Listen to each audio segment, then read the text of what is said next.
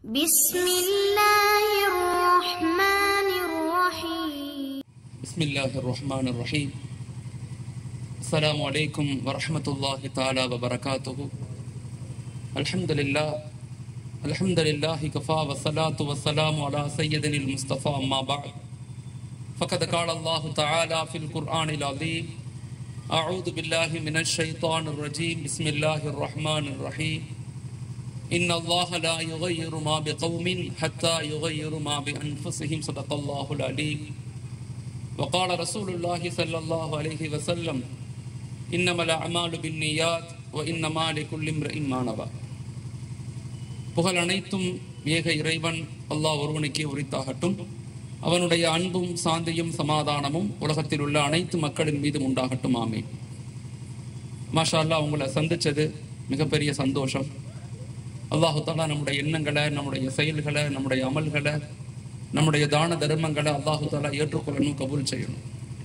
எல்லா நிலையிலும் அல்லாஹ்விற்காக, அல்லாஹுடைய ரசூலுக்காக வாழ்ந்து மறையக்கூடிய பாக்கியத்தை அல்லாஹ் எனக்கும் உங்களுக்கும் தரணும்.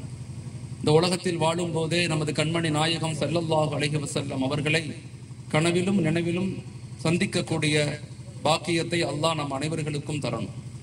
இந்த உலகத்தை விட்டு பிரியும் போது அஷ்ஹது அல்லாஹ் இலாஹ இல்லல்லாஹ் வ அஷ்ஹது அன்ன முஹம்மதன் அப்துஹு வ ரசூலுஹு என்ற ஈமானோடு வாழ்ந்து ஈமானோடு மரணிக்கக்கூடிய பாக்கியத்தை அல்லாஹ் எனக்கும் உங்களுக்கும் நம்முடைய வருங்கால சந்ததிகளுக்கும் நசல்களுக்கும் அல்லாஹ் ஆக்கி அருளணும். ஜஸாக்குமுல்லாஹ். இது ஒரு நல்ல ஒரு நிகழ்வு. ஜமாத்துல் உலமா மிகச்சிறப்பான முறையில் இன்னைக்கு தமிழகம் முழுக்க இந்த மீலாதுனுடைய நிகழ்வை எடுத்து மக்களுக்கு மத்தியில் அந்த விழிப்புணர்வை கொடுத்து கொண்டே இருக்கிறாங்க. நம்முடைய முன்னோர்கள் இதை நமக்கு மிகச்சிறந்த வழிகாட்டுதலாக கொடுத்துட்டு போயிருக்கிறாங்க. இந்த மீலாதுக்களுடைய இந்த நிகழ்வுகளுடைய சீரத்துன் நபியினுடைய அடிப்படை காரணங்கள் என்னன்னா, நம்மர்கள் முன்னோர்கள் செய்த தியாகங்களை, அர்ப்பணிப்புகளை ஒரு தெரிந்த சமூகமாக, ஒரு வருங்கால ஜெனரேஷனை ஒரு ஈமானிய உணர்வுள்ள முன்னோர்களை மதிக்கக்கூடிய, தீனுக்காக ஷரியத்தை பாதுகாக்கக்கூடிய ஒரு வலிமையான ஆளுமையான இளம் சமூகம் உருவாக்கப்படணும் அப்படிங்கிற ஒரு ஆழமான கருத்தியலை மனதில் வச்சுதான் இது போன்ற நிகழ்வுகள் தொடர்படியாக நடந்து கொண்டே இருக்கிறது.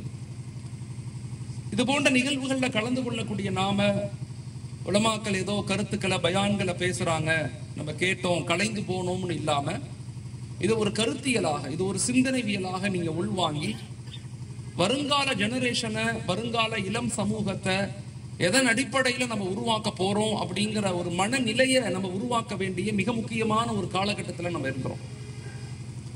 இஸ்லாமிய சமூகம் என்பது ஏதோ நேத்து உருவான ஒரு மார்க்கம் அல்ல. இஸ்லாமிய சமூகம் என்பது கிட்டத்தட்ட 1318 ஆண்டுகள் அறிவால், சிந்தனையால், ஆற்றலால், கண்டுபிடிப்புகளால், பொருளாதாரத்தால், அரசியல் மாற்றங்களால், கலாச்சாரங்களால், அடையாளங்களால், இப்படி எல்லா துறைகளிலையுமே நின்று இருந்து சாதித்து உருவாக்கிய ஒரு வலிமையான சமூகம் இஸ்லாமிய சமூகம். கடந்த 300 ஆண்டுகளாக நம்ம பின்தங்கி போனதனுடைய காரணம் என்ன? எந்த சமூகம் தன்னுடைய தோல்விக்கான காரணத்தை தன்னிடத்திலிருந்து தேடாமல் மற்றவர்களை குறை சொல்லுகிறதோ அந்த சமூகம் எழுச்சி பெற்றதாக வரலாறு கிடையாது. முதல்ல நம்மளுடைய ப்ராப்ளம்ஸ் என்ன? எதனால நாங்க பின்தங்கிய சமூகமாக மாறிட்டோம்? கடந்த 300 வருஷமாக நம்ம எல்லா நிலையிலும் பலகீனப்பட்டுக்கிட்டே இருக்கிறோம். நம்ம வீழ்ச்சி அடையல, நம்ம கீழே விழுந்தரல, ஆனா ஒரு பலகீனத்துக்குள்ள இருக்கிறோம். இந்த பலகீனத்திலிருந்து எப்படி நம்முடைய வருங்கால இளம் சமூகத்தை, ஆண்களை, பெண்களை, குழந்தைகளை எப்படி வலிமையாக மாற்றணும்? பிரச்சனைகள் என்பது இருக்கத்தான் செய்யும். இஸ்லாமிய சமூகத்துக்கு ஏற்படுகின்ற அழுத்தங்களும் இறுக்கங்களும் புதிதான ஒன்றல்ல. இது காலம் காலமாக நடந்து கொண்டே தான் இருக்கும். இப்படி அழுத்தங்களும் இறுக்கங்களும் இருக்கும் போது நம்முடைய வருங்கால ஆண்களை, பெண்களை, குழந்தைகளை, வாலிபர்களை எதன் மனநிலையில நம்ம உருவாக்க போறோம்? பிரச்சனைகளை பேசுவதை விட தீர்வுகளை யோசிக்கக்கூடிய சமூகமாக நாங்க மாத்தணும். அதுலேயும் குறிப்பாக நம்முடைய இன்னைக்கு பல சேவைகள் சமூகத்துல நடக்குது. பல பேர் பள்ளிக்கூடம் கட்டுறாங்க, மதரசா நடத்துறாங்க, ஸ்கூல் நடத்துறாங்க, ஹாஸ்பிட்டல் நடத்துறாங்க, பலதரப்பட்ட சேவைகள் சமூகத்தில் நடக்குது. எல்லா சேவைகளை விட நம்ம அதிகமாக கான்சென்ட்ரேஷன் பண்ண வேண்டிய ஒரு பகுதி என்னன்னா, நெக்ஸ்ட் ஜெனரேஷனை எப்படி உருவாக்குறோம்? நம்முடைய பிள்ளைகளை, நம்முடைய குழந்தைகளை, நம்முடைய பெண்களை, வாலிபர்களை எந்த மனநிலையில நம்ம உருவாக்குறோம்? எதன் அடிப்படையில் அவங்களை நம்ம தயார் பண்ணிக்கிட்டு இருக்கோம்? அப்படிங்கிற ஒரு பார்வையும் ஒரு தெளிவும் இன்னைக்கு தேவை. இன்னைக்கு நம்மள்ட்ட சமூகத்துல நிறைய விழிப்புணர்வு வந்துருச்சு. மாஷா அல்லாஹ். உண்மையிலேயே ஆஃப்டர் 21ஆம் நூற்றாண்டுல ஆரம்பத்துல இருந்தே இஸ்லாமிய சமூகம் கடந்த 300 ஆண்டுகள்ல வீழ்ந்த பலகீனம் அடைந்தது. கடந்த 24 ஆண்டுகள்ல உலகம் முழுக்க இஸ்லாமிய சமூகத்துக்கு மத்தியில ஒரு பெரும் விழிப்புணர்வு ஏற்பட்டிருக்கு. பிசினஸ் மேன், உலமாக்கள், பொறுப்பாளர்கள், ப்ரொஃபஷனல், இளைஞர்கள் எல்லாருமே இன்னைக்கு ஒரு சமூக விழிப்புணர்வு அடைஞ்சிருக்கிறாங்க. உம்மத்தை பத்தி உண்டான ஒரு கவலை ஏற்பட்டிருக்கு. யார்கிட்ட பேசினாலும் என்ன சொல்லுவாங்க, ஆமா சமூகத்துல ஒரு பலகீனம் இருக்கு, நம்ம எல்லாரும் ஒன்று சேர்ந்து ஒரு பலமான சமூகத்தை உருவாக்கணும் அப்படிங்கிற ஒரு கவலையும் ஒரு விழிப்புணர்வும் ஏற்பட்டிருக்கு. ஆனா இந்த கவலையும் விழிப்புணர்வு மட்டும் பத்துமா அப்படின்னா போதாது. இந்த கவலையும் விழிப்புணர்வு மட்டும் போதாது. மாறாக நமக்கு நீண்ட இலக்குகள் வேணும், தொடர் பயணங்கள் வேணும், கடின உழைப்புகள் வேணும், நேர்மறை சிந்தனைகள் வேணும். ஒரு விஷயத்தை அடையணும்னா திரும்ப திரும்ப கன்சிஸ்டன்சி ப்ராசஸ் வேணும், சஸ்டைனபிள் டெவலப்மெண்ட். தொடர்ந்து ஒரு பிளானை செஞ்சா மட்டும்தான் மாற்றங்கள். டீ குடிக்கும் போது கவலைப்படுறது, நியூஸ் பேப்பர் படிக்கும் போது கவலைப்படுறது, இல்ல எங்காவது பயான்கள் பேசும்போது வருத்தப்படுறது, பயான் முடிஞ்சோடனே கவலை நம்மளை விட்டு போயிருது, டீ குடிச்சு முடிச்சோடனே கவலை நம்மளை விட்டு போயிருது. அப்படி இருக்கக்கூடாது. ஒரு சமூக கட்டமைப்பை உருவாக்கணும்னா இன்னைக்கு பேசி நாளைக்கு மாறாது. ஒரு சமூக எழுச்சி ஏற்படணும்னா குறைஞ்சது 10 வருஷம் ஆகும், அதிகபட்சம் 33 வருஷம் ஆகும். அதுவரையும் நீண்ட இலக்கு, தொடர் பயணம், கடின உழைப்பு, நேர்மறை சிந்தனை அப்படிங்கிற ஆழமான ஒரு கருத்தியலை சுமக்கக்கூடிய வருங்கால இளம் சமூகத்தை நம்ம உருவாக்கணும். அதற்கு முன்னாடி நம்ம எல்லாரும் ஒண்ணு தெரிஞ்சுக்கணும். நம்முடைய வாலிப சமூகம், இந்த வாலிப சமூகம் இன்னைக்கு எதிர்கொள்ளக்கூடிய ப்ராப்ளம்ஸ் என்ன, என்ன பிரச்சனைகளை எதிர்கொள்றாங்க. ஏன்னா பிரச்சனைகளை தெரியாம நம்மளால மருத்துவம் பார்க்க முடியாது. நோய்கள் தெரிந்தாதான் மருந்து கொடுக்க முடியும். நான் குறிப்பாக பெண் சமூகத்துக்கு சொல்றேன். என்னதான் ஆண்கள் எவ்வளவு நேரம் பேசினாலும் ஒரு குழந்தையினுடைய முதல் பள்ளிக்கூடம்ங்கிறது ஒரு தாயினுடைய மடிதான். ஒரு குழந்தையினுடைய முதல் பள்ளிக்கூடம் ஒரு தாயினுடைய மடிதான். பெண் சமூகத்தினுடைய ஈமானிய உணர்வு, அர்ப்பணிப்பு, தியாகத்தை கொண்டுதான் ஒரு சமூக எழுச்சியை நம்ம கூடிய சீக்கிரம் கொண்டு வர முடியும். அதனால சொல்லக்கூடிய கருத்துக்களை குறிப்பாக பெண் சமூகம், தாய்மார்கள், சகோதரிகள் கொஞ்சம் ஆழமாக உள்வாங்கணும். பயான்கள் நிறைய நம்ம கேட்கிறோம், அப்படித்தானே? பயான்கள் நிறைய கேட்கிறோம். இன்னைக்கு இன்டர்நெட்டை, யூடியூபை திறந்தா பயான்கள் கொட்டுது. எதை கேட்கறது எதை கேட்க கூடாதுன்னு தெரிய மாட்டேங்குது. ஆனா நம்முடைய இலக்குகள் என்ன, நம்ம எதை நோக்கி நகர்றோம், நம்முடைய ஸ்டெப்ஸ், பிளான் எப்படி போய்கிட்டு இருக்குது அப்படிங்கிறத விளங்கி அந்த வழியில பயணிக்கும் போது, அந்த முயற்சிகளை செய்யும் போது நம்மளால ஒரு ரிசல்ட்டை பார்க்க முடியும். ஒரு ரிசல்ட் ஓரியன்டேஷன், ஒரு மாற்றத்தை நம்ம கண்கூடாக பார்க்க முடியும். இன்னைக்கு ஒண்ணு பேசி நாளைக்கு வேற ஒண்ணு பேசி நாளை கழிச்சு வேற ஒண்ணு கூட்டம் கூட்டி இப்படி நம்ம வெறுமனே ரியாக்ஷன் பண்ணக்கூடியவங்களா இருந்தானா மாற்றத்தை ஏற்படுத்த முடியாது. வெறுமனே எதிர்வினை ஆற்றக்கூடாது, மறுவினை ஆற்றணும். உதாரணத்துக்கு ஹஜரத் அபூபக்கர் ரலியல்லாஹுடைய காலத்துல யமாமான்னு ஒரு யுத்தம் நடந்துச்சு. யமாமா அந்த யுத்தத்துக்கு பேர். அதுல 70 ஹாஃபிஸ்கள் இறந்து போயிட்டாங்க. உடனே சஹாபாக்கள்லாம் ஒண்ணு சேர்ந்தாங்க அபூபக்கர் ரலியல்லாஹுடைய தலைமையில. நம்ம என்ன செய்யலாம்? எல்லா சஹாபாக்களும் சொன்னாங்க, நாங்க அந்த முசைலமா, நபி என்று வாதிட்ட அந்த முசைலமாவை நம்ம கத்ல் செய்யணும், பழிக்கு பழி வாங்கணும். 70 ஹாஃபிஸ்கள் இறந்து போயிட்டாங்க, சும்மா விடக்கூடாது அப்படின்னு ஒவ்வொரு சஹாபையும் கருத்து சொல்லிட்டே வர்றாங்க. அதுல ஒரு சஹாபி சொன்னாங்க, ஹாலித் இவங்களை ஒரு சஹாபியை கூப்பிடணும், அந்த சஹாபிக்கு பொறுப்பு கொடுத்து அவங்கள யுத்தத்தினுடைய தலைமையை பொறுப்பெடுத்து அந்த முசைலமாவை பழிக்கு பழி வாங்கணும்னு பேசிக்கிட்டே இருக்கிறாங்க. ஹாலித் இப்னு வலீத் ரலியல்லாஹுக்கு பொறுப்பு கொடுக்கணும்னு பேசுறாங்க. உமர் ரலியல்லாஹுடைய டர்ன் வருது. அவங்களுடைய ஒரு வாலிப அந்த நிலையில மக்களுடைய மனநிலைகள் எப்படி இருக்குன்னு பாருங்க.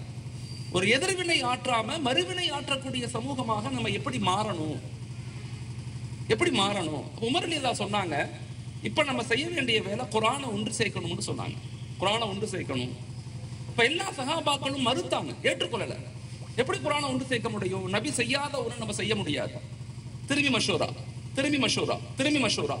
5 மஷூரா முடிஞ்சு 6வது மஷூராவுல தான் ஹஜரத் அபூபக்கர் ரலியல்லாஹு சொன்னாங்க, சதக்த யா உமர், உமரே நீங்க உண்மையை சொல்லிட்டீங்க, கூப்பிடுங்க ஸைத் இப்னு சாபித் ரலியல்லாஹு கூப்பிடுங்க, குர்ஆனை ஒன்று சேர்க்கக்கூடிய பொறுப்பை கொடுங்கன்னு சொன்னாங்க.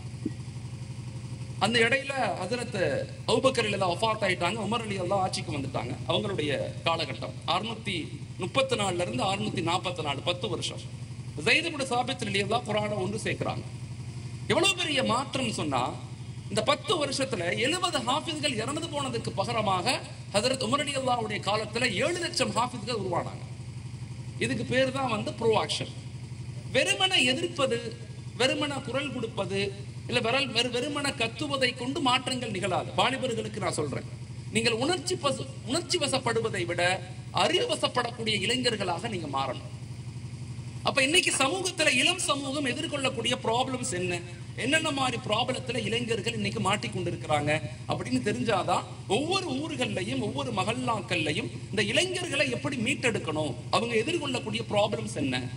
ஆய்வுகள் சொல்லுது, உளவியல் ரீதியாக இன்னைக்கு இளைஞர்கள் ஆண்களும் சரி பெண்களும் சரி 4 விதமான ப்ராப்ளத்துக்குள்ள மாட்டிக்கிட்டாங்க.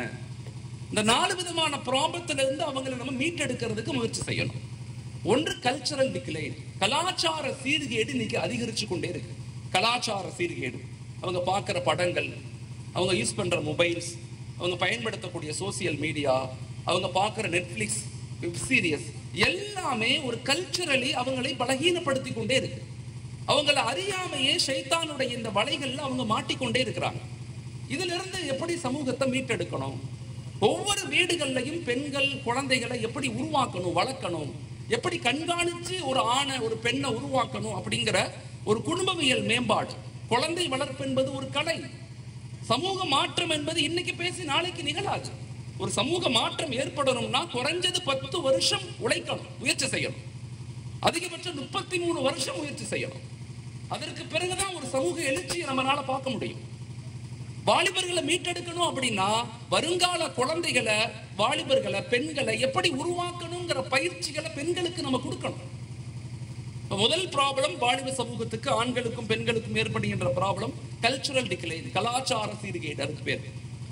இரண்டாவது ஒழுக்கம் சார்ந்த வாழ்வியல், ஆட்டிடியூட், டிசிப்ளின் ரொம்ப ரொம்ப குறைஞ்சு போகுது. இது வாலிப சமூகத்துல பெண்களுக்கும் ஆண்களுக்கும் பலகீனப்பட்டு கொண்டே இருக்கிறாங்க எல்லா நிலையிலையுமே. ஆய்வுகள் சொல்லுது 1996 இருந்து 2016க்குள்ள பிறந்த குழந்தைகளுடைய மனநிலை எப்படி இருக்குதுன்னு சொன்னா உளவியல் சொல்லுது. அவங்க எப்படி இருக்கிறாங்கன்னா, வெளியிருந்து பார்க்கும்போது நல்ல படிச்ச மாதிரி இருப்பாங்க, நிறைய பட்டங்கள் பெற்றிருப்பாங்க, நிறைய டெக்னாலஜி தெரியும். ஆனா காலையில எழுந்திருச்சா போர்வையை மடிச்சு வைக்க தெரியாது, சாப்பிட்டா தட்டை கழுவி வைக்க தெரியாது. எல்லா நிலையிலும் அவங்க அறிவு சார்ந்து வளர்ச்சி பெற்ற மாதிரி இருக்கும், ஆனா உணர்வு சார்ந்து அவங்க பலகீனமாக இருப்பாங்க. அப்ப குழந்தைகளுக்கு அகலாக்கை எப்படி கற்றுக் கொடுக்கணும், வீட்டில் உள்ள வயதான மக்களுக்கு எப்படி கண்ணியம் செலுத்தணும். அப்ப இரண்டாவது நம்முடைய வாலிப சமூகம் எதிர்கொள்ளக்கூடிய பிரச்சனை டிசிப்ளின், ஒழுக்கம் சார்ந்த அறம் சார்ந்த வாழ்வியல்ல அவங்க பலகீனமா இருக்காங்க. இரண்டாவது நம்முடைய வாலிபர்களுடைய எதிர்கொள்ளக்கூடிய ப்ராப்ளம்ஸ் என்னன்னா அணுகுமுறை. சமூகத்திட்ட எப்படி அணுகணும், சமூகத்திட்ட எப்படி இணைந்து பயணிக்கணும், சமூகத்துல வெறுமன உணர்ச்சி வசப்பட்டு எந்த புண்ணியமும் இல்ல, அறிவு வசப்படக்கூடிய சமூகமாக எப்படி மாறணும், ஊர்ல உள்ள மூத்தவங்களை, சகோதரர்களை, அத்தா அம்மாவை, டீச்சர்ஸை எப்படி ரெஸ்பெக்ட் பண்ணணும் அப்படிங்கறத ஆரம்பத்திலிருந்து கத்துக் கொடுக்கணும். 13 வயசுக்கு மேல 13 ஏஜ் வந்துருச்சுன்னா 13ல இருந்து 19 வரைக்கும் 7 இயர்ஸ் அது டீனேஜ். அந்த ஏஜ்ல நம்ம பேசுறது புரியாது, நம்ம சொல்றதெல்லாம் அவங்களுக்கு நசனசன்னு தெரியும். நீங்க ரொம்ப பெரிய எங்களை கஷ்டப்படுத்துறீங்கன்னு ஃபீல் பண்ணுவாங்க, எங்களை ரொம்ப அட்வைஸ் பண்றீங்க அப்படின்னு சொல்லுவாங்க. 12 வயசுக்குள்ள குழந்தைகளுக்கு, ஆணுக்கும் பெண்ணுக்கும் ஒரு மனநிலையை நம்ம உருவாக்கி கொடுக்கணும். அதுதான் சமூக மாற்றம், அதுதான் சமூக எழுச்சி. அதை நோக்கித்தான் வருங்கால இளம் சமூகத்தை உருவாக்க முடியும். நபிகள் நாயகம் ஸல்லல்லாஹு அலைஹி வஸல்லம் சஹாபாக்களை அந்த மனநிலையில உருவாக்குனதனுடைய விளைவுதான் ஒரு பெரும் மாற்றத்தை ஏற்படுத்துச்சு. பத்ர்ல வெறும் 313 பேரு, உஹதுல வெறும் 1000 குறைஞ்ச சஹாபாக்கள், கந்தக்ல 3000 பேரு, ஃபத்ஹ் மக்கால 10000 பேரு, நபி ஸல்லல்லாஹு அலைஹி வஸல்லம் ஹஜ்ஜத்துல் விதால 1,24,000 சஹாபாக்கள். ஒவ்வொரு காலகட்டத்திலையும் சஹாபாக்களை பண்படுத்தி, மேம்படுத்தி, பலப்படுத்தி கொண்டே இருந்தாங்க. ஒரு வருங்கால சமூகத்தை அந்த மனநிலையில உருவாக்கணும்னா ஒவ்வொரு மஹல்லாக்கள்லையும் பெற்றோர்கள் தன் குழந்தைகளை எப்படி பண்படுத்தணும்னு கற்றுக் கொடுக்கணும், அவங்களை எப்படி சமூக பொறுப்புள்ள இளைஞர்களாக மாற்றணுங்கிறத சொல்லிக் கொடுக்கணும். அதுக்கு பெருசா தியாகம் எல்லாம் தேவையில்லை, சின்ன சின்ன வகுப்புகள், சின்ன சின்ன ஒரு அண்டர்ஸ்டாண்டிங். அதுக்கு அழகான இல்முன் நஃப்ஸியா போன்ற கிதாபுகள் மிக அற்புதமா நமக்கு சொல்லிக் கொடுக்குறாங்க. எப்படி குழந்தைகளுக்கு நம்ம நடந்துக்கணும், குழந்தைகளை எப்படி சமூக சிந்தனைக்குள்ள கொண்டு வரணும். இப்ப மூன்றாவது அணுகுமுறை ரீதியான குழந்தைகளுக்கு ப்ராப்ளம் இருக்கு. 4வது நம்முடைய இளம் சமூகத்தை எதிர்கொள்ளக்கூடிய பிரச்சனை மென்டல் ஹெல்த் டிசார்டர், மனநோய், மன அழுத்தம் இன்னைக்கு அதிகரிச்சு கொண்டே இருக்கு. டாலரன்ஸ் அப்படிங்கிறது, சகிப்புத்தன்மைங்கிறது ரொம்ப குறைஞ்சு போச்சு. முன்னாடியெல்லாம் நம்ம பெற்றோர்கள் நம்மளை அடிப்பாங்க, கட்டி போட்டு வைப்பாங்க. ஸ்கூலுக்கு மதரசாவுக்கு கூட்டி போனா கண்ணை மட்டும் விட்டுருங்க, தோலை உரிச்சு அனுப்புங்கன்னு சொல்லுவாங்க. இன்னைக்கு அப்படி சொல்லலாம் முடியாது. நம்மளால ஒரு வார்த்தை சொன்னா அந்த குழந்தைகளால் தாங்க முடியல, உடனே மன ரீதியாக பலகீனப்படுறாங்க. அந்த பெண்களை, அந்த குழந்தைகளை எப்படி கையில் எடுக்க போறோம்? கடந்த 6 மாசத்துல மட்டும் தமிழகத்துல மட்டும் 100 குழந்தைகள் தற்கொலை பண்ணிருக்காங்க, சூசைட் பண்ணிருக்காங்க. சின்ன சின்ன குழந்தைகள், ஸ்கூல்ல காலேஜ்ல படிக்கக்கூடிய பிள்ளைங்க, அத்தா போன புனியிட்டாருன்னு மாடியிலிருந்து குதிச்சிடுறாங்க. இப்ப மன ரீதியாக அவங்க பலகீனப்பட்டு இருக்கிறாங்க. ஒரு சமூக மாற்றத்தை நம்ம நினைக்கிற மாதிரி எல்லாம் டக்கு டக்குலாம் ஏற்படுத்த முடியாது. அதுக்கு ஒரு ப்ராசஸ் இருக்கு, அதுக்கு ஒரு பயணம் இருக்குது, அதுக்கு ஒரு முயற்சி செய்யணும். அந்த முயற்சி குர்ஆனும் ஹதீஸும் நமக்கு ரொம்ப அழகா சொல்லி கொடுக்குது. அப்ப முதலாவதாக நம்ம தெரிந்து கொள்ள வேண்டிய விஷயம், வருங்கால வாலிப சமூகத்தை எப்படி உருவாக்கணும்னு நம்ம முயற்சி செய்யறதுக்கு முன்பதாக அவங்க எதிர்கொள்ளக்கூடிய ப்ராப்ளம்ஸ் என்ன. திரும்ப சொல்றேன், இது ஒரு பயான் நிகழ்வு கிடையாது, பயான் மாதிரி கேட்டு போயிடக்கூடாது. இது ஆழமாக டிரான்ஸ்பரிங் நாலேஜ் உங்க உள்ளத்துக்குள்ள கொண்டு போங்க. உங்க உள்ளத்துக்குள்ள கொண்டு போனாதான் உங்க ஃபேமிலியில, உங்க குழந்தைகள்கிட்ட நீங்க அதை இம்ப்ளிமெண்டேஷன் பண்ண, அதை செயல்முறைப்படுத்த முடியும். கொஞ்சம் கொஞ்சம் நேரம் கொடுங்க குழந்தைகளுக்கு, தோல்ல கை போடுங்க, பெற்றோர்கள் குழந்தைகளுக்கு முத்தம் கொடுங்க, சேர்ந்து உட்கார்ந்து சாப்பிடுங்க, இரவு நேரங்கள்ல பக்கத்துல உட்காருங்க, காலைல குழந்தை ஸ்கூலுக்கு எந்திரிக்க பக்கத்துல உட்காருங்க. எல்லா நிலையிலும் உங்களுடைய பாண்டிங்க ஸ்ட்ராங் செய்யுங்க. ஒரு பெற்றோர் குழந்தைகளுடைய பாண்டிங்க ஸ்ட்ராங் செய்யணும்.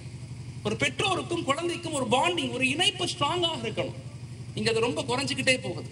அந்த பாண்டிங்கை நம்ம கொடுக்காததுனாலதான் வெளியிருந்து ஒரு ஆணோ ஒரு பெண்ணோ அந்த பாண்டிங்கை கொடுக்கும் போது, இன்னைக்கு உன் ட்ரெஸ் நல்லா இருக்கு, நீ சாப்பிட்டு ஏன் டல்லா இருக்கிற அப்படின்னு ஒரு ஆண்ட ஒரு பெண்ணோ அல்லது பெண்ணிடத்துல ஒரு ஆணோ கேட்கும் போது அவங்க என்ன ஃபீல் பண்றாங்க, என்ன இவங்க கேர் பண்றாங்க. அதனால எங்க பெற்றோர்களை விட, என் சகோதரரை விட இந்த ஆணும் இந்த பெண்ணும் எனக்கு தகுதி வாய்ந்தவங்க அப்படிங்கிற மனநிலை உருவாக்கப்படுது. இதை பெற்றோர்கள் புரிந்து கொள்ளுங்க. ஒரு சமூக எழுச்சி வாலிபர்கள் கட்டமைக்கப்படணும் அப்படின்னா அவங்கள்ட்ட என்ன ப்ராப்ளம் இருக்கு, அந்த ப்ராப்ளத்தை எப்படி சரி செய்யணும், அது பெற்றோர்களாக நம்ம எப்படி அவங்கள வலுப்படுத்தணும் அப்படிங்கிற ஒரு தெளிவான பார்வை நமக்கு வேணும். இன்னைக்கு பெரும் செல்வந்தர்கள் வீட்டுக்கு நம்ம போறோம், சில நேரங்கள்ல அவங்களுக்கு மீட்டிங்ல கலந்துக்கிறோம், பேசுறோம். அங்க போனா வெளியே 5 கார் 6 கார் இருக்குது, பெரிய பங்களா இருக்குது, ஆனா வாழ்க்கையில நிம்மதி இல்லை. குழந்தைகளை சரிவர வளர்க்க முடியல, அவ்வளவு பெரிய பலகீனத்துக்கு ஆளாகிறாங்க. இன்னைக்கு அத்தாவுக்கும் பிள்ளைக்கு மத்தியில நேர்மறையான சிந்தனைகள் குறையுது. அத்தா கஷ்டப்பட்டு ஒரு தொழிலை உருவாக்கி வச்சிருப்பாரு, மகன் சர்வசாதாரணமாக அதை பத்தி கேரே பண்ணாம வாழ்றாரு. இந்த பாண்டிங்கை நம்ம எப்படி உருவாக்கி கொடுக்கணும், இது ஒவ்வொரு மகல்லாக்களும் ஒவ்வொரு ஊர்களும் இதை திட்டமிட்டு செய்யணும்னு நான் சொல்றேன். திட்டமிட்டு செய்யணும். மார்வாடி சமூகம் எப்படி பண்றாங்க, நாடார் சமூகம் எப்படி பண்றாங்க, ஒரு வலிமையான கட்டமைப்பை வருங்கால இளம் வாலிபர்களை எப்படி திட்டமிட்டு பயிற்சியின் அடிப்படையில் உருவாக்குறாங்க. அப்படிப்பட்ட பயிற்சிகள் நம்ம கொடுக்கிறோமா, அப்படிப்பட்ட ஒரு இலக்குகளோடு பயணிக்கிறோமா அப்படிங்கறத ரொம்ப கேர்ஃபுல்லா நம்ம இருக்கணும். சோ 4 விதமான ப்ராப்ளம்ஸ் நமக்கு இருக்கு. இந்த ப்ராப்ளத்திலிருந்து மீட்டெடுக்கணும்னா 2 விஷயங்கள் பெற்றோர்களும் ஜமாத்தும் நம்ம ஊர் மக்களும் வாலிபர்களுக்கு செய்யணும். ஒன்று, அவங்க சொல்றதை காது கொடுத்து கொஞ்சம் கேட்கணும். என்ன சொல்ல வர்றப்பா, வாட் இஸ் யுவர் ப்ராப்ளம், நீ என்ன செய்ய நினைக்கிற, கேளுங்க. 2வது, கொஞ்சோண்டு நேரம் கொடுங்க, அவங்களுக்கு அட்டென்ஷன் கொடுங்க, கவனிங்க அவங்கள. குழந்தைகளை கண்காணிங்க, குழந்தைகளை வளருங்க, குழந்தைகளை தானா வளர விடாதீங்க. யார்கிட்ட பேசுறாங்க, எங்க போறாங்க, யார்கிட்ட படிக்கிறாங்க, டீச்சர்ஸ் யாரு, நண்பர்கள் யாரு, கேளுங்க. 12 வயதுக்குள்ள உங்களுக்கும் அவங்களுக்கும் மத்தியில் நல்ல பாண்டிங்கை உருவாக்குங்க. அதை கொண்டுதான் சமூக மாற்றம். வெறுமனே ஒரு பயான்ல இதை மாற்ற முடியாது. வாலிப சமூகத்தை கல்ச்சரலி அவங்க பலகீனம் அடைகிறாங்க. அவங்க பார்க்கிற படங்கள், நாடகங்கள் எல்லாம் ஒரு கலாச்சார சீர்கேட்டை நோக்கி நகர்த்தி கொண்டிருக்கு. நாங்க பார்க்கிற உலகங்களை விட நாங்க பார்க்காத உலகங்கள் மிக மோசமானதாக இருக்குது. அவங்களை மீட்டெடுக்கணும்னா அதுல மிக குறிப்பாக தாய்மார்கள், தயவு செய்து உங்களுடைய குழந்தைகளை திட்டமிட்டு வளருங்க. ஒரு தாயினுடைய துவா, ஒரு தாயினுடைய கவலை ஒரு சமூக மாற்றத்துக்கு மிகப்பெரிய காரணமாக இருக்குது. பெண்களுடைய மிகப்பெரிய மன அழுத்தம், அவங்க சமூகத்தினுடைய ஒரு எழுச்சி மிக்க ஒரு இளைஞர்களை உருவாக்கணுங்கிற மிக ஆழமான தீர்வான பார்வை, இதை கொண்டுதான் ஒரு சமூக மாற்றம் ஏற்படுத்த முடியும். அதுக்கு பெரிய படிப்பெல்லாம் நீங்க படிச்சிருக்கணும்னு அவசியம் இல்லை. பெரிய ஆய்வுகள் செஞ்சிருக்கணும், டாக்டர் முடிச்சிருக்கணும், PhD படிச்சிருக்கணும், இல்ல, தேவையில்லை, தேவையே இல்லை. கொஞ்சோண்டு ஞானம், கொஞ்சோண்டு கவலை, சின்னோன்னு முயற்சி செய்யுங்க. தஹஜ்ஜுக்கு எழுந்து குழந்தைகளுக்கு முன்னாடி துவா செய்யுங்க. குழந்தைகள் பார்க்கும்போது துவா செய்யுங்க. துவா செஞ்சுட்டு குழந்தைகள்கிட்ட சொல்லுங்க, நான் இன்னைக்கு உனக்கு துவா செஞ்சேன், நல்லா நீ படி, கவலைப்படாத சொல்லுங்க.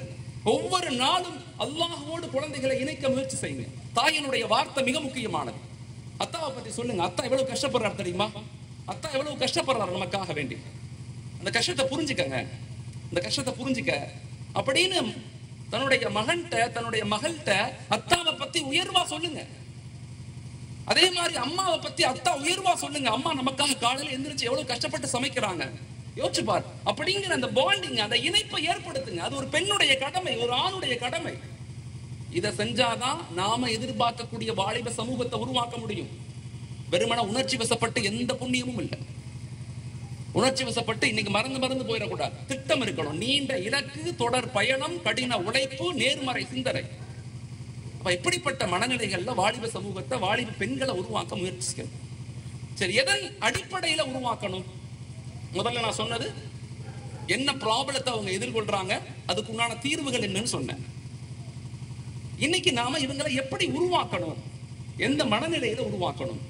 ஒரு 6 விஷயங்களை வாலிபர்கள்ட்ட அடிக்கடி பெற்றோர்களும் ஆசிரியர்களும் ஜமாத்தினுடைய பொறுப்புதாரிகளும் குறிப்பாக உலமாக்களும் சொல்லிக்கொண்டே இருங்க. ஒன்று, வலிமையான ஈமானை பத்தி பேசுங்க. ஈமான் தான் நம்முடைய பாதுகாப்பு, ஈமான் தான் நம்முடைய வெற்றி, ஈமான் தான் நம்முடைய வளர்ச்சி, ஈமான் தான் நம்முடைய முன்னேற்றம். ஒரு மரம் இருக்குதுன்னா அந்த மரத்தினுடைய வேறு ஸ்ட்ராங்கா இருந்தாதான் அதனுடைய தண்டு ஸ்ட்ராங்கா இருக்கும். ஒரு மரத்தினுடைய வேறு ஸ்ட்ராங்கா இருந்தாதான் அதனுடைய கிளைகள் ஸ்ட்ராங்கா இருக்கும். ஒரு மரத்தினுடைய வேறு ஸ்ட்ராங்கா இருந்தாதான் அதுல இருந்து வரக்கூடிய கனிகளும் பழங்களும் இனிப்பானதாக இருக்கும். ஆனா வேறு கண்ணுக்கு தெரியுமானா கண்ணுக்கு தெரியாது. ஈமானுங்கிற வலிமை நம்ம கண்ணுக்கு தெரியாது. அந்த வாலிபர்களுக்கு சொல்லுங்க, அல்லாஹ்வுடைய ஈமானிய பாதுகாப்பு வளையத்துக்குள்ள இருங்க, வளையத்துக்குள்ள இருங்க. எல்லா நிலையிலும் மிக முக்கியமானது அல்லாஹ்வுடைய குர்ஆனுடைய நபியினுடைய முஹப்பத்னு சொல்லுங்க. திரும்ப திரும்ப பார்க்கும் போதெல்லாம் சொல்லுங்க, பார்க்கும் போதெல்லாம் சொல்லுங்க. அவங்களை புரிய வைங்க, புரிய வைங்க. இரண்டாவது, ஒரு அறம் சார்ந்த வாழ்க்கையை சொல்லிக் கொடுங்க, ஒழுக்கம் சார்ந்த வாழ்க்கை. உன்னுடைய வெற்றியின் ரகசியமே அறம் தான், ஒழுக்கம் தான், அன்பு தான். எல்லாத்தையும் மதிக்க கற்றுக்கொள், எல்லாத்தையும் நேசிக்க கற்றுக்கொள், அன்பு செலுத்த கற்றுக்கொள். அப்படிங்கிற அந்த வாழ்க்கையை சொல்லிக் கொடுங்க. இந்த அறம் மிக முக்கியமானது, டிசிப்ளின் மிக முக்கியமானது. கட்டுப்படுதலும் விட்டுக் கொடுத்தலும் தான் இஸ்லாமிய மார்க்கத்தினுடைய அடிப்படை. கட்டுப்படுதலும் விட்டுக் கொடுத்தலும் இதை ஒரு கணவனும் மனைவியும் பின்பற்றணும், அத்தாவும் மகனும் பின்பற்றணும், சமூகத்தில் உள்ள எல்லாரும் பின்பற்றணும், கட்டுப்படுதலையும் விட்டுக் கொடுத்தலையும். இந்த அறம் மிக முக்கியமானது. நமக்குள்ள சின்ன சின்ன கருத்து வேற வரதான் செய்யும். எனக்கு டீ பிடிக்கும், ஹாஜியாருக்கு காஃபி பிடிக்கும். இங்க என்ன ஆயிடுச்சுன்னா, கருத்து உளவியல்ல கருத்து முரண்னு ஒண்ணு இருக்கு, கருத்து பகைன்னு ஒண்ணு இருக்கு. இமாம் தப்ரி ரஹ்மத்துல்லாஹ் சொல்றாங்க, கருத்து முரண்னா என்ன, கருத்து பகைனா என்ன. இதே கருத்தை இப்னு கல்தூம் ரஹ்மத்துல்லாஹ் முகத்திமாங்கற கிதாபுல சோசியாலஜிங்கிற பாடத்துல மிக ஆழமா எழுதுறாங்க. ஒரு சமூக கட்டமைப்புல எப்படி நம்ம சேர்ந்து வாழணும், எப்படி இணைந்து பயணிக்கணும். இப்ப கருத்து முரண் என்பது இருக்கத்தான் செய்யும். எனக்கு பிடிச்சது உங்களுக்கு பிடிக்காது, எனக்கு பிடிச்சது என் மனைவிக்கு பிடிக்காது, எனக்கு பிடிச்சது எங்க அத்தாவுக்கு பிடிக்காது. ஆனா இந்த கருத்து முரண் கருத்து பகையாகாம பாத்துக்கணும், எதிரிகளாக நாங்க மாறிடக்கூடாது அப்படிங்கிறத வாலிப சமூகத்துக்கு ஆரம்பத்தில இருந்தே சொல்லிக் கொடுக்கணும்.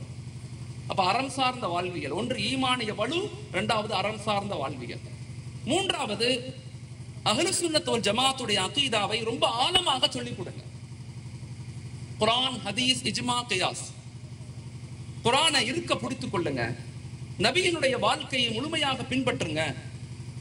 நம்முடைய சஹாபாக்கள், நம்முடைய மூதாதையர்கள், எந்த மக்கள் எந்த சமூகம் முன்னோர்களை மதிக்கவில்லையோ அந்த சமூகம் முன்னேறியதாக வரலாறே கிடையாது. முன்னோர்களை மதிக்காத சமூகம் ஒருபோதும் முன்னேறாது. அவர்களுடைய தியாகங்கள் என்ன நினைவு கூறுங்க. நம்முடைய மூத்த உலமாக்கள், நம்முடைய இமாம்கள் எவ்வளவு பெரிய தியாகத்துக்கு பிறகு இந்த தீனை பாதுகாத்து கொடுத்திருக்கிறாங்க, இந்த தீனை பாதுகாத்து கொடுத்திருக்கிறாங்க அப்படிங்கிற ஆழமான சிந்தனைய தொடர் வகுப்புகளாக, தொடர் பயிற்சிகளாக வாலிப சமூகத்துக்கு கொடுத்து கொண்டே இருக்கணும். இங்க பயிற்சியும் முயற்சியும் கொண்டுதான் மாற்றங்கள் ஏற்படும். ஒரு நாள் ஒரு தடவை அவங்களுக்கு புரிய வைக்கிறதுனால மாற்றம் ஏற்படாது. ஒவ்வொரு ஊர்களையும் வாலிபர்களுக்கான தனிப்பட்ட பயிற்சி வகுப்புகள் கொடுக்கப்படணும், ஆழமாக கொடுக்கப்படும். அதுக்குன்னு சிலபஸ் ரெடி பண்ணி அதை ரொம்ப ஆழமாக கொடுக்கப்படணும். இன்னைக்கு நம்முடைய வாலிபர்கள் 2 எக்ஸ்ட்ரீமுக்கு போயிட்டாங்க. நான் ப்ராப்ளத்தை சொல்றேன், இன்னைக்குள்ள முக்கியமான ப்ராப்ளம். 2 எக்ஸ்ட்ரீமுக்கு போயிட்டாங்க. ஒன்று பப்பு, கிளப், என்டர்டைன்மெண்ட், இப்படி ஒரு பெரும் குழு போயிருச்சு, பெரும் டீம் அதுல மாட்டிக்கிட்டு இருக்காங்க. இன்னொரு பக்கத்து பாத்தீங்கன்னா நாங்க அப்படி செய்வோம் இப்படி செய்வோம், Facebookல வாட்ஸ்அப்ல கண்டதை எழுதி தேவையில்லாத முறையில அரசுக்கு எதிராக கருத்துக்களை பகிர்ந்து அவங்க மாட்டிக்கிட்டு இருக்கிறாங்க. யாரும் குரல் கொடுக்க மாட்டாங்க. உணர்ச்சி வசப்படுவதை கொண்டு எதுவுமே செய்ய முடியாது. இந்த நாடு நம்முடையது, இந்த நாட்டு மக்கள் நம்முடையது, இந்த தேசம் நம்முடையது. இந்த தேசத்திற்காக நம்முடைய முன்னோர்கள் பல தியாகங்களை அர்ப்பணிப்புகளை செஞ்சுதான் இந்த தேசம் நமக்கு கொடுக்கப்பட்டிருக்கு. இதை பாதுகாக்க வேண்டிய, இதை மேம்படுத்த வேண்டிய, இதை வளர்க்க வேண்டிய பொறுப்பு நமக்கு இருக்குங்கிறத சிந்தனையை இல்லை. அவர் பாடி இஸ் அவர் அமானா. நம்முடைய உடல் நம்முடைய பொறுப்பு. அதனால உடல் கழிவுகளை டெய்லி வெளியாக்க சொல்லுங்க.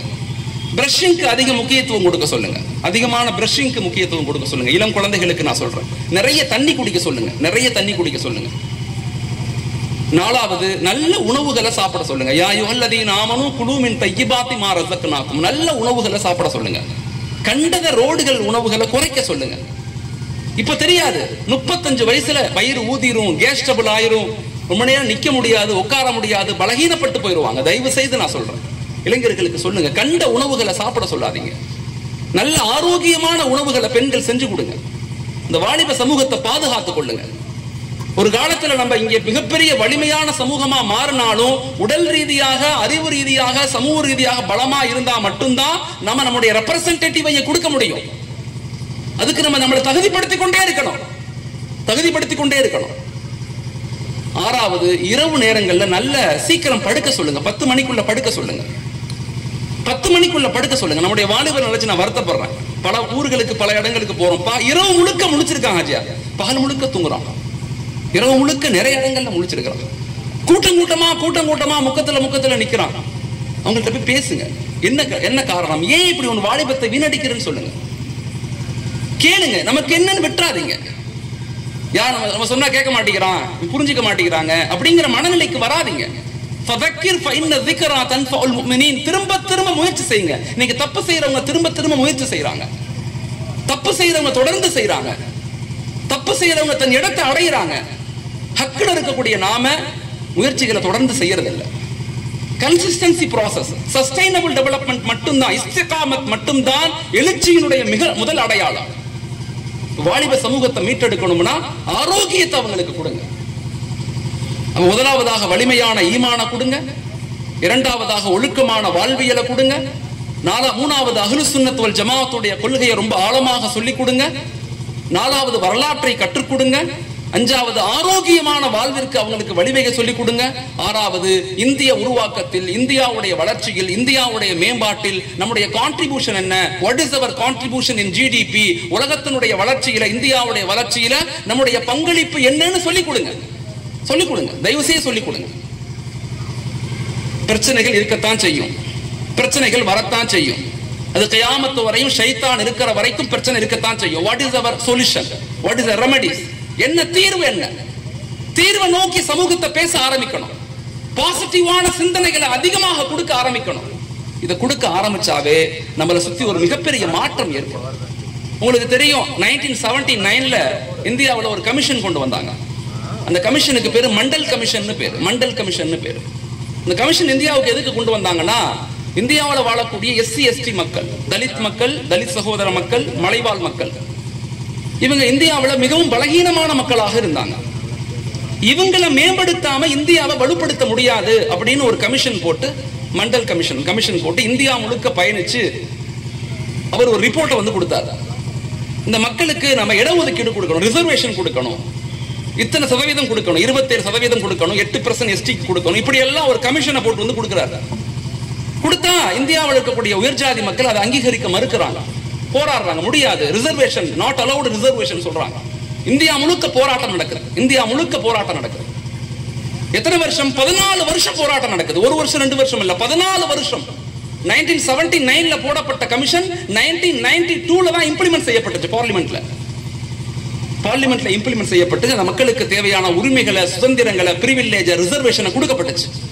அடைஞ்சிட்டாங்க 1992ல. நமக்கும் இந்தியாவில் சில கமிஷன் போடப்பட்டுச்சு. நம்முடைய மக்களுடைய வளர்ச்சிக்காக சில திட்டங்கள் போடப்பட்டுச்சு. 2005-6ல சச்சார் கமிட்டி, 2007-8ல ரங்கநாதன் மிஸ்ரா கமிட்டி, 2010ல குண்டு கமிட்டி, திரும்பி 2012-13ல மாதவ மேனன் கமிட்டி. 4 கமிஷன் போடப்பட்டுச்சு. 4 கமிஷன். எத்தனை பேர் நாங்க தெரிஞ்சிருக்கிறோம்? எத்தனை பேர் நாங்க அதை படிச்சிருக்கிறோம்? எத்தனை பேர் அதை நாங்க பார்த்திருக்கிறோம்? சச்சார் கமிட்டியை கேள்விப்பட்டிருப்போம். மீதி உள்ள கமிஷன்லாம் 4 கமிஷன் இந்தியாவில் போடப்பட்டுச்சு. இந்த ஆட்சி வந்தோடனே எல்லா கமிஷனையும் வாங்கி சுருட்டி குப்பையில போட்டு இதெல்லாம் தப்புன்ட்டு போயிட்டாங்க. 2015 லாஸ்ட்ல நீதிபதி சச்சாரில் இறந்து போனார். அவருடைய கடைசி மீட்டிங் பெங்களூர்ல கர்நாடகாவில் நடந்துச்சு. அவர் சொன்னாரு, 700 வருஷம் இந்தியாவை ஆண்ட இஸ்லாமிய சமூகம் கடந்த 70 ஆண்டுகளில் mentally, physically, socially, economically, educationally, politically எல்லா நிலையிலும் பின்தங்கிட்டோம். 3 பிச்சைக்காரங்க இருந்தா அதுல ஒரு பிச்சைக்கார முஸ்லீம். கமிட்டி ரிப்போர்ட் எடுத்து பார்த்தா ஆச்சரியமா இருக்கு. தமிழகத்தினுடைய சவுத் இந்தியாவை நிலைமையில வச்சு நான் பேசல. இந்த கமிஷன் சொல்றது மொத்த இந்தியாவை கவனிச்சு. ஆனா மிகப்பெரிய ஆச்சரியம் என்ன தெரியுமா? மிகப்பெரிய ஆச்சரியம், இந்தியாவில் இருக்கக்கூடிய சவுத் இந்தியா, தமிழ்நாடு, கேரளா, கர்நாடகா, ஆந்திரா, தெலுங்கானா, பாண்டிச்சேரி, இந்த 6 ஸ்டேட் மொத்த இந்தியாவுடைய வளர்ச்சியில 46.7% பங்களிப்பு ஃப்ரம் சவுத் இந்தியா. அது ஜிஎஸ்டியா இருக்கட்டும், ஜிடிபியா இருக்கட்டும், எதுவாக இருக்கட்டும். வருங்கால இளம் சமூகத்தை நபியை நேசிக்கக்கூடிய, நபியினுடைய வாழ்வையை பின்பற்றக்கூடிய, ஈமானிய உணர்வுள்ள ஒரு சமூகமாக உருவாக்கணும்னா நாம் வலிமையான கட்டமைப்பை நம்ம ஏற்படுத்தணும். ஒரு வருங்கால இளம் சமூகத்தை உருவாக்கணும். நீதிபதி அவர்கள் அனுபவம் சொன்னாரு, இந்த சமூகம் இவ்வளவு பின்தங்கி போச்சு, விழிப்புணர்வு இல்லாத சமூகமாக இருக்கிறாங்களே அப்படின்னு வருத்தப்பட்டு இறந்து போனார் அவர் கடைசி காலத்துல. ஆனா இன்னைக்கு விழிப்புணர்வு வந்துருச்சு, மாஷா அல்லாஹ். இப்ப திட்டங்கள் தேவை, இலக்குகள் தேவை, பயணங்கள் தேவை, அர்ப்பணிப்புகள் தேவை. பிரச்சனைகள் இருக்கும், பிரச்சனைகள் இருக்கத்தான் செய்யும். அதை நம்ம எப்படி ரெக்டிஃபை பண்ணணும், அதை எப்படி சால்வ் பண்ணணும், அதை பத்தி எப்படி சரி செய்யணும் அப்படிங்கிற ஒரு மனநிலை, ஒரு மென்டாலிட்டி மக்களுக்கு கொடுக்கப்படணும். பெண்களுக்கும் இருக்கணும், ஆண்களுக்கும் இருக்கணும். இதெல்லாம் இம்ப்ளிமெண்ட் பண்ணணும்னா, இதெல்லாம் செயல் வடிவத்தில் கொண்டு வரணும்னா நமக்கு 4 விதமான ஆட்டிடியூட் இருக்கணும், 4 விதமான ஆட்ரிபியூட்ஸ், குணங்கள் நம்மள்ட்ட இருக்கணும், அகலாக்குகள் நம்மள்ட்ட இருக்கணும். ஒன்று, மக்களிடத்துல அன்பாக பேசுங்க. மக்களிடத்துல அதிகாரமா பேசாதீங்க. அதிகாரத்தை கொண்டு எந்த மாற்றமும் தீரும் கிடைக்காது. அடுத்தவங்களை குறை சொல்றது, குற்றம் சொல்றது எந்த பயனும் இல்லை. இன்றைய காலத்துல மக்களிடத்துல அன்பை கொண்டுதான் ஒரு எழுச்சியை ஏற்படுத்த முடியும். இன்னைக்கு ஆய்வுகள் சொல்லுது 70% குடும்பங்கள்ல டிஸ்பியூட் நடக்குது, பிரச்சனை. கணவனுக்கு மத்தியிலும் இணைப்பு சரியில்லை, அத்தாவுக்கும் மகனுக்கும் இணைப்பு சரியில்லை. எல்லா இடங்கள்லயும் அறிவு வளர்ந்துருச்சு, இன்னைக்கு டெக்னாலஜி வளர்ந்துருச்சு. ஏஐ டெக்னாலஜில இருந்து ஓஐ, ஆர்டிபிஷியல் இருந்து ஆர்கனைஸ்டு இன்டெலிஜென்ஸ் ஆய்வுகள் நடந்து கொண்டே இருக்குது. ஆனா இன்னைக்கு அன்பு செலுத்தக்கூடிய மக்கள் இல்ல. மனிதநேயம் குறைஞ்சிருச்சு, விட்டு கொடுத்தல் குறைஞ்சிருச்சு. இயற்கையை பத்தி யோசிக்கக்கூடிய, எக்காலஜியை பத்தி யோசிக்கக்கூடிய மக்கள் இன்னைக்கு இல்ல. சுயநலமான, சுய பேராசையின் அடிப்படையில் ஒரு சமூகம் ஈர்க்கப்பட்டு கொண்டிருக்கு. தயவு செய்து இஸ்லாமிய சமூகம் நாம அன்பை கொண்டுதான் இந்த மக்களை, இந்த மனித இனத்தை, இந்த உலகத்தை, இந்த மண்ணை, இந்த மரத்தை எல்லாத்தையும் பாதுகாக்க வேண்டிய பொறுப்பு நமக்கு இருக்கு. இமாம் கஸாலி ரஹ்மத்துல்லாஹ் சொல்லுவாங்க, ஒவ்வொரு கலீஃபாவுக்கும் 2 ரெஸ்பான்சிபிலிட்டி இருக்கு. ஒன்று இபாதத், இறைவனுக்கு செய்ய வேண்டிய கடமை. இன்னொன்னு இமாரத், இந்த உலகத்துக்கு செய்ய வேண்டிய கடமை. இந்த உலகத்துல அதிகாரத்துக்கு வரணும், எதுக்கு? அனுபவிக்கிறதுக்கு அல்ல. இந்த உலகத்துல மிகப்பெரிய அரசியல்வாதியாக நாங்க மாறணும், எதுக்கு? அனுபவிக்கிறதுக்கு அல்ல. மிகப்பெரிய செல்வத்தை சம்பாதிக்கணும், எதுக்கு? அந்த உலகத்தை அனுபவிக்கிறதுக்கு அல்ல. மிகப்பெரிய அறிவு, அதிகாரம், மிகப்பெரிய பொசிஷன்ல இருக்கணும், எதற்கு? இந்த உலகத்தை அனுபவிக்கிறதுக்கு அல்ல. இந்த உலகத்தை பாதுகாக்க வேண்டிய பொறுப்பு நமக்கு இருக்கு. தட் இஸ் கால்ட் இமாரா. அன்பு செலுத்துவோம், எல்லாத்தின் மீது அன்பு செலுத்துங்க, எல்லாத்தையும் நேசிக்க ஆரம்பிங்க. இந்த குறைகளுக்கு பின்னால போகாதீங்க. இந்த குறைகளுக்கு பின்னால போற யாருக்கும் நல்ல மௌத்து வந்ததாக சரித்திரம் இல்லை. மனிதர்களுக்கு அநியாயம் செய்யாதீங்க. அநியாயம் செஞ்சோம்னா நிச்சயமாக அல்லாஹ் அதுக்குண்டான கூலியை கொடுத்தே தீருவான். இமாம் தஹபி ரஹ்மத்துல்லாஹ், உங்களுக்கு தெரியும், இமாம் தஹபி ரஹ்மத்துல்லாஹ் இஸ்லாத்தினுடைய ஆணி வேர், ஞானவான். தன்னுடைய கிதாப கபாயிர்ங்கிற கிதாபில் ஒரு சம்பவத்தை அவர் எழுதுறாரு. நான் பல இடங்கள்ல இதை நான் சொல்றேன். மிக முக்கியமான சம்பவம். மனிதர்களுக்கு, மனைவிக்கு அநியாயம் செய்யாதீங்க, மனைவி கணவருக்கு அநியாயம் செய்யாதீங்க, குழந்தைக்கு, சகோதரர்களுக்கு, சகோதரிகளுக்கு யாருக்கும் அநியாயம் செய்யாதீங்க, அன்பு செலுத்துங்க. இமாம் தஹபி ரஹ்மத்துல்லாஹ் ஒரு கடையில நிக்கிறாங்க, ஒரு கடத்தருவுல நிக்கிறாங்க. அங்க ஒரு மனிதன் வர்றார். அங்க ஒரு மனிதன், ஒரு கை இல்ல அந்த மனிதனுக்கு, ஒரு கை அந்த மனிதனுக்கு இல்ல, ரத்தமும் சலமுமா அந்த கையில இருக்குது. அவர் சொல்றாரு, சத்தமிட்டு அல்லாஹ்வை பயந்து கொள்ளுங்கள், மக்களே அல்லாஹ்வை பயந்து கொள்ளுங்கள், ஒருபோதும் மனிதர்களுக்கு அநியாயம் செய்யாதீர்கள், ஒருபோதும் மனிதர்களுக்கு அநியாயம் செய்யாதீர்கள். கத்தி கத்தி சொல்றாரு. மக்கள் எல்லாம் அவரை திரும்பி பார்க்கறாங்க.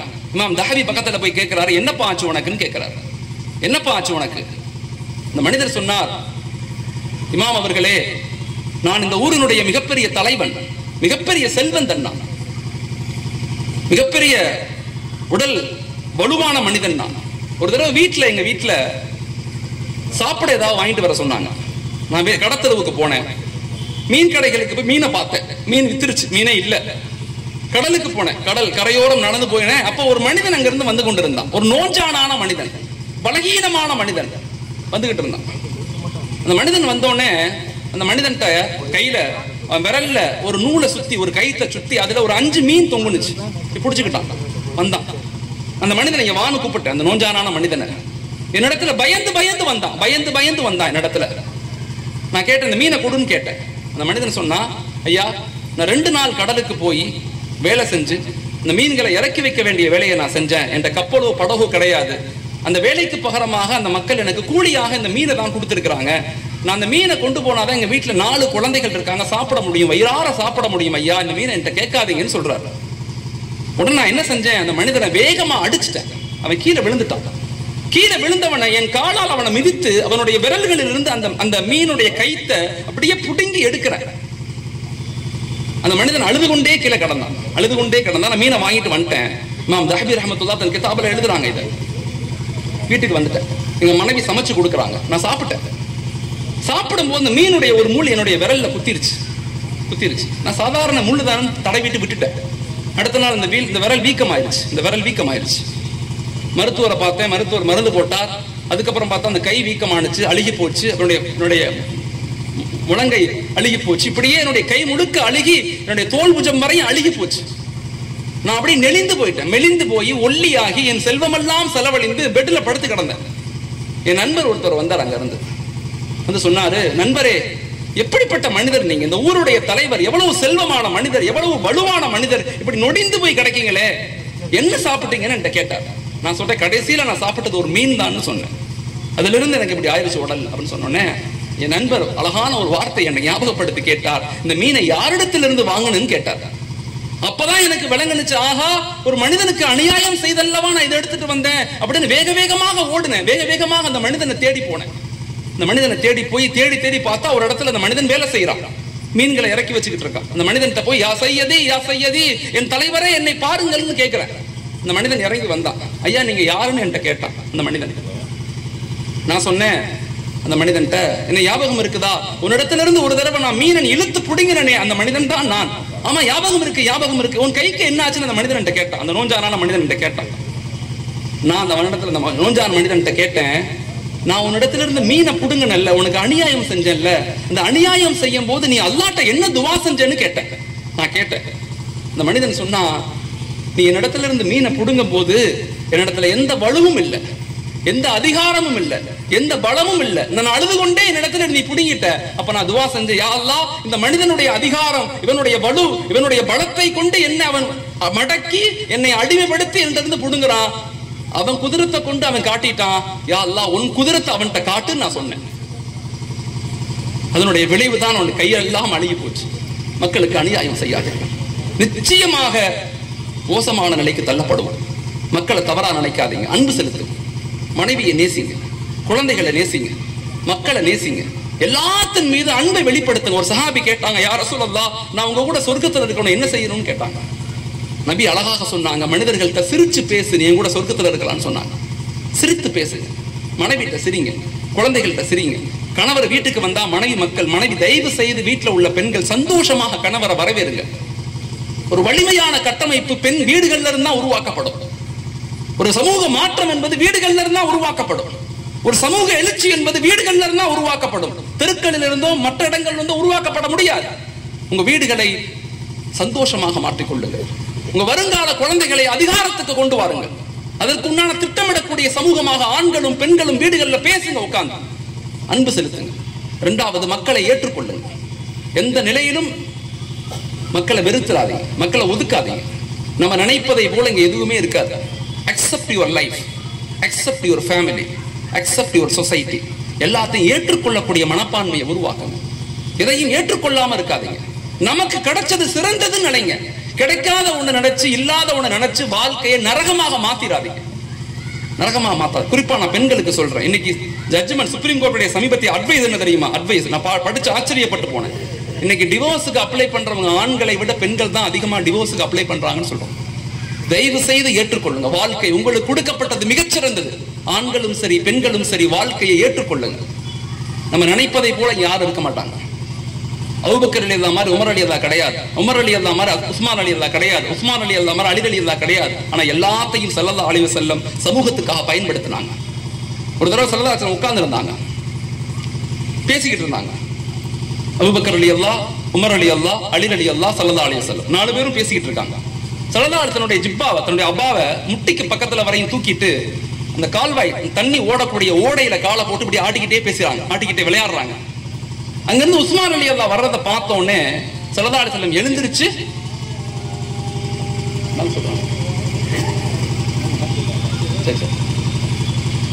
தன்னுடைய எந்திரிச்சு உஸ்மான் ரலியல்லாஹு பார்த்த உடனே தன் ஜிப்பாவை சரி செஞ்சுட்டு உட்கார்ந்தாங்க. உமர் ரலியல்லாஹு கேட்டாங்க, யா ரசூலல்லாஹ், அவர் நண்பர் தானே, அவருக்காக இப்படி செய்யணுமா அப்படின்னு கேட்டாங்க. நபி சொன்னாங்க, உமர் அவர்களே, உஸ்மான் ரலியல்லாஹு மிகப்பெரிய ஒரு ஒரு ஷையுடைய மனிதர், வெக்கமுடைய, அதிகமான வெக்கமுடைய மனிதர். இந்த நிலையில என்னை பார்த்தாருன்னா அவர் மயங்கி விழுந்துருவாருன்னு சொன்னாங்க. மக்களை மதிங்க, ஏற்றுக்கொள்ளுங்க. எல்லா நிலையிலும் எல்லாத்தையும் ஏற்றுக்கொள்ள முயற்சி செய்யுங்க. அதான் சமூக மாற்றம். 3வது, மக்களை மன்னிச்சிடுங்க. யாரையும் தண்டிக்க ஆசைப்படாதீங்க, யாரையும் தண்டிக்க ஆசைப்படாதீங்க. அல்லாஹ் நம்மை மன்னிப்பதை போல, அல்லாஹ் நம் மீது அன்பு செலுத்துவதை போல மக்களை மன்னிங்க, மக்கள் மீது அன்பு செலுத்துங்க. இன்னைக்கு மன்னிக்கக்கூடிய மக்கள் குறைஞ்சுக்கிட்டே வர்றாங்க. கணவன் மனைவியை மன்னிக்கிறது இல்ல, மனைவி கணவரை மன்னிக்கிறது இல்ல, அத்தா அம்மாவை மன்னிக்கிறது இல்ல, அம்மா அத்தாவை மன்னிக்கிறது இல்ல. என்ன வாழ்க்கை இது? எதை அடைய முயற்சிக்கிறோம்? நம்ம மக்களை ஏற்றுக்கொள்ளுங்க. ஃபத்ஹ் மக்காவுக்கு முன்னாடி, ஃபத்ஹ் மக்காவுடைய முன்னாடி ஒரு சஹாபி வர்றாங்க நபியை பார்க்க. நபி கேட்டாங்க, நீங்க ஹாலித் இப்னு வலீதுடைய அண்ணன் தானன்னு கேட்டாங்க. ஆமா யா ரசூலல்லாஹ், நான் ஹாலித் இப்னு வலீதுடைய அண்ணன் தான் சொன்னாங்க. நபி கேட்டாங்க, உங்க தம்பி நல்லா இருக்காரா? உங்க தம்பியை என்ன புரிஞ்சுக்க மாட்டேங்கிறார், உங்க தம்பியை என்ன புரிஞ்சுக்க மாட்டேங்க. நான் நல்லா தானே சொல்றேன் மக்கள்கிட்ட, நான் தப்பு ஒண்ணும் சொல்லலையே, உங்க தம்பியை என்ன புரிஞ்சுக்க மாட்டேங்கிறார். நபி கேட்கிறாங்க அண்ணன்ட்ட. ஹாலித் இப்னு வலீத் ரலியல்லாஹு யாரு தெரியுமா? பத்ர்ல வந்தது எதிரியாக, உஹதுல வந்தது எதிரியாக, ஹந்தக்ல வந்தது எதிரியாக, எதிரியாக மட்டுமல்ல ரசூலை கொலை செய்யணும்னு நினைச்சவர். நபி கேட்கிறாங்க, உங்க தம்பி நல்லா இருக்காரா? ஹாலித் இப்னு வலீத் நல்லா இருக்காரா? அவரை கேட்டதா சொல்லுங்க, அவருக்கு சலாம் சொல்லுங்க, அவருக்காக துவா செஞ்சேன்னு சொல்லுங்க. அண்ணன் வீட்டுக்கு போனார். ஹாலித் இப்னு வலீத் ரலியல்லாஹு உட்கார்ந்தாங்க. சொன்னாங்க, தம்பியே ஸல்லல்லாஹு அலைஹி வஸல்லம் உங்களை கேட்டாங்கன்னு சொன்னாங்க. அவர் எழுந்திருச்சு, என்ன கேட்டாங்களா? ஆமா உங்களை தான் கேட்டாங்க, நலம் விசாரிச்சாங்க. அவங்க வருத்தப்படுறாங்க, நீ ஏன் அவரை புரிஞ்சுக்க மாட்டேங்கிறன்னு வருத்தப்பட்டாங்க. அவர் அழுதார். ஹாலித் இப்னு வலீத் அழுதுகிட்டே வந்தார். யா ரசூலல்லாஹ், யா ரசூலல்லாஹ் பக்கத்துல வந்தாரு, கையை பிடிச்சாரு. அஷ்ஹது அல்லா இலாஹ இல்லல்லாஹ் வ அஷ்ஹது அன்ன முஹம்மதர் ரசூலுல்லாஹ், கலிமா சொல்லி இஸ்லாத்துக்கு வந்துட்டாங்க. நாங்க யாரை மன்னிக்கிறோம்? இந்த உலகத்தினுடைய இன்பங்கள்ல மூழ்கிறாதீங்க, இந்த உலகத்தினுடைய அதிகாரங்களை பார்த்து பயப்படாதீங்க. வருங்கால இளம் சமூகம் அடுத்த 30 ஆண்டுகள்ல எப்படி மாற்றப்பட போகுதுங்கிறத ஆய்வுகள் சொல்லுதுன்னா, ஒன்று நம்முடைய இளம் சமூகம், வருங்கால இளம் சமூகம் இந்த உலகத்தினுடைய இன்பங்கள்ல, சோசியல் டெக்னாலஜில, ஏஐ டெக்னாலஜில மூழ்கடிக்கப்படுவாங்க, அல்லது இந்த உலகத்தினுடைய அதிகாரங்களுக்கு அடிமைகளாக மாற்றப்படுவாங்க. இதுல இருந்து மீட்பெடுக்க வேண்டிய மிகப்பெரிய ரெஸ்பான்ஸ் நமக்கு இருக்குது. இந்த உலகத்தையே மீட்டெடுக்க வேண்டிய பொறுப்பு நமக்கு இருக்குது. அதை புரிஞ்சு கொள்ளணும். 4வது ஒரு குவாலிட்டி என்னன்னு சொன்னா, சுயநலமாக இருக்கக்கூடாது, பொதுநலமாக இருக்க. எதை செஞ்சாலும் யா அல்லாஹ் இதை நான் உனக்காக செய்யறேன், இதுல இருந்து எனக்கு என்ன கிடைக்கும், இதுல இருந்து செஞ்சா எனக்கு என்ன கிடைக்கும் அப்படிங்கிற லாப சிந்தனையை நோக்கி நகர்த்தாதீங்க. லாப சிந்தனை, எனக்கு என்ன கிடைக்கும், சுயநல சிந்தனை ஒரு மனித சமுதாயத்துக்கு ஏற்பட்டா அவங்களை கொண்டு அல்லாஹ் ஹிதாயத்தை நிப்பாட்டிடுவான், ஹிதாயத்துடைய வார்த்தைகளை நிப்பாட்டிடுவான். அல்லாஹ் பாதுகாக்கணும். சுயநலமாக இருக்காதீங்க, பொதுநலமாக யோசிக்க ஆரம்பிங்க. எல்லாரும் நல்லவர்கள், எல்லாரும் சிறந்தவர்கள், என்னை விட எல்லாரும் சிறந்தவர்கள் அப்படிங்கிற ஒரு ஆழமான கருத்தியலுக்கு வரும்போது மிகப்பெரிய ஒரு வலுவான, பலமான, ஒரு எழுச்சி மிக்க இளம் சமூகத்தை உருவாக்க முடியும். ஸோ அதனால நான் ஒரு கிட்டத்தட்ட உங்களுக்கு ஒரு 12 விஷயங்களை ரொம்ப ஆழமா சொல்லியிருக்கிறேன். நான் திரும்ப அதை ரீகால் பண்ண விரும்புறேன். ஒன்று, இன்னைக்கு இளம் சமூகம் எதிர்கொள்ளக்கூடிய பிரச்சனை 4 பிரச்சனை. ஒன்று கல்ச்சரல் டிக்ளைன், கலாச்சார சீர்கேடு. 2வது ஆட்டிடியூட், அவங்களுடைய ஒழுக்கம் சார்ந்த பிரச்சனை. 3வது அவங்களுடைய அணுகுமுறை, மக்கள்கிட்ட, பெற்றோர்கள்ட்ட, டீச்சர்ஸ் நடக்குள்ள முறை. 4வது மன அழுத்தம் உள்ள சமூகமாக மாற்றப்படுறாங்க. இதுல இருந்து விடுபடணும்னா தயவு செய்து பெற்றோர்களும் ஆசிரியர்களும் குழந்தைகளுக்கு நேரம் கொடுங்க, ஒரு அட்டென்ஷனை கொடுங்க, ஒரு கண்காணிங்க, அந்த குழந்தைகளுக்காக துவா செய்யுங்க, மனதிலிருந்து துவா செய்யுங்க, குழந்தைகளுடைய பேர் சொல்லி துவா செய்யுங்க. நிச்சயமாக நம்முடைய குழந்தைகள் அல்லாஹ் ஒருபோதும் வழிகட விட மாட்டான். ஒரு தாய் தந்தையினுடைய துவா நிச்சயமாக இறைவனிடத்துல மறுக்கப்படுவதே கிடையாது. இதிலிருந்து விடுபட்டு ஒரு வருங்கால இளம் சமூகத்தை எந்த மனநிலையில உருவாக்கணும்? ஒன்று, நான் சொன்னேன், வலிமையான ஈமான கொடுங்க. இரண்டாவது, ஒழுக்கமான வாழ்வியலை சொல்லி கொடுங்க. மூணாவது, அஹ்லுஸ் சுன்னத் வல் ஜமாத்துடைய அகீதாவை ரொம்ப ஆழமாக புரிதலோடு விளக்கப்படுத்த முயற்சி செய்யுங்க. நாலாவது, வரலாற்றை கற்றுக் கொடுங்க. அஞ்சாவது, ஆரோக்கியமான சமூகத்தை உருவாக்குங்க. ஆறாவது, இந்திய உருவாக்கத்தில், இந்த நாட்டினுடைய உருவாக்கத்தில், இந்த நாட்டினுடைய வளர்ச்சியில் பங்களிக்கக்கூடிய இளம் சமூகமாக மாற்ற முயற்சி செய்யுங்க. அதிகாரத்துக்கு கொண்டு வாங்க. பிசினஸ் பண்ணா நல்ல பிசினஸ் பண்ணுங்க. படிச்சா நல்ல படிங்க. ஆய்வுத்துறை வரையும் படிங்க. அதிகாரிகளை எப்படி உருவாக்கலாம், ஒவ்வொரு மஹல்லாக்களும் இத்தனை துறைகள்ல உருவாக்கவும் திட்டமிட்டு நோட்டீஸ் போட்டு திட்டமிட்டு யோசிங்க. செய்யறீங்களோ செய்யலையோ, அச்சீவ் பண்ண முடியுதோ முடியலையோ, அந்த இலக்கை நோக்கி பயணிக்க ஆரம்பிங்க. இறுதியாக இதெல்லாம் இம்ப்ளிமெண்ட் பண்ணணும்னா 4 குணங்கள் நமக்கு வேணும்னு சொன்னேன். ஒன்று, மக்களிடத்துல அன்பாக பேசுங்க. இரண்டாவது, மக்களை ஏற்றுக்கொள்ளுங்க. மூன்றாவது, மக்களை மன்னிக்க முயற்சி செய்யுங்க. நாலாவது, சுயநலம் இல்லாத எல்லாத்தையும் லில்லாஹி, அல்லாஹ்வுக்காக அப்படிங்க நன்றி செலுத்தக்கூடிய மக்களாக, லைன் ஷக்கரத்தும் லஅஸீதன்னக்கும், யார் நன்றி செலுத்துகிறார்களோ அல்லாஹ் அவர்களுக்கு அதிகமாக்கிக் கொண்டே இருக்கிறார். அப்படிப்பட்ட இளம் சமூகத்தை உருவாக்கக்கூடிய வலிமையான மக்களாக அல்லாஹ் என்னையும் உங்களையும் ஆக்கி அருள்வானாக. ஆமீன். அஸ்ஸலாமு அலைக்கும் வரஹ்மத்துல்லாஹி தஆலா வபரகாத்துஹு.